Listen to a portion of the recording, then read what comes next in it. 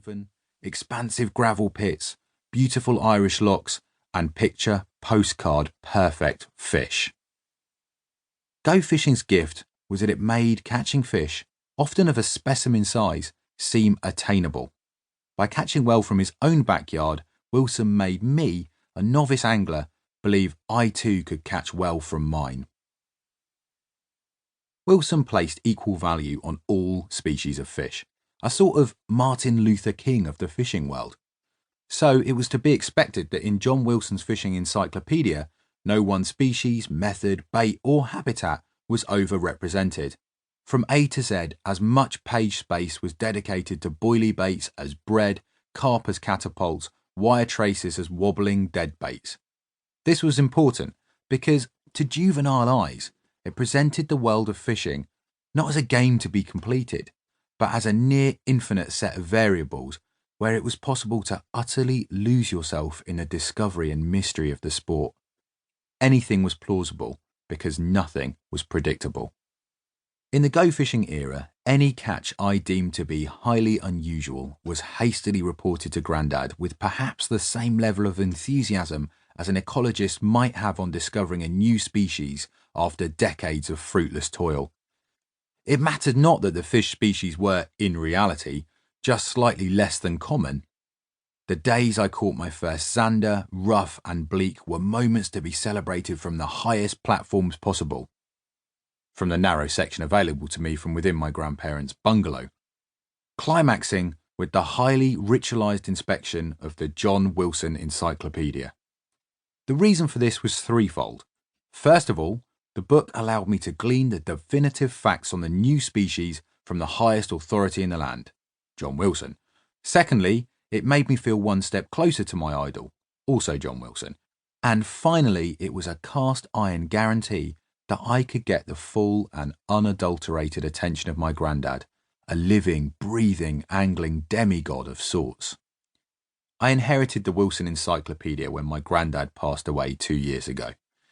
For a few weeks I couldn't even bring myself to open it. It smelt of him and his bungalow, a precious bridge back into those memories before the body and mind of this once strong man gave way to life and death in a nursing home.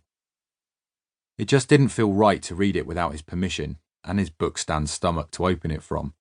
It sat on my shelf untouched, the magic spilling from its pages. Then the sand eel slithered into my life and changed everything.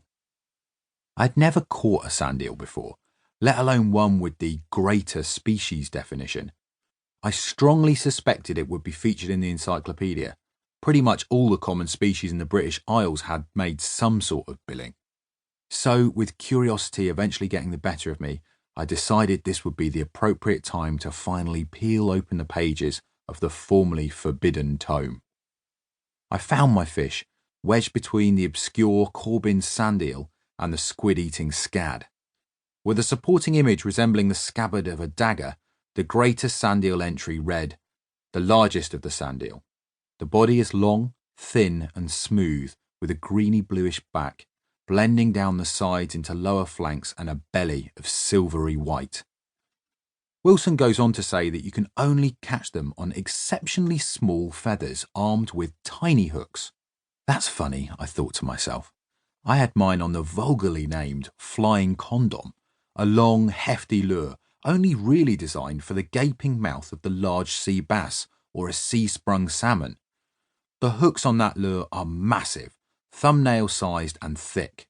Strange I managed to land that sand eel then, I supposed. For a moment, I just let that thought rest on top of my brain.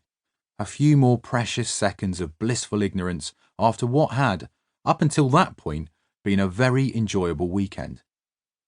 Inevitably, though, the thought drifted its way into the centre of my skull, fired up the synapses responsible for reasoned thought, and caused the horrifying implications of the Wilson-suggested hook size versus the ones I had used versus the size of the fish I'd managed to land to dawn on me with force. I recoiled from the book. What if the reason I landed that fish was that it was, in the modest world of the sand eel, an absolute monster? The greater sand eel description had taken me onto a second page.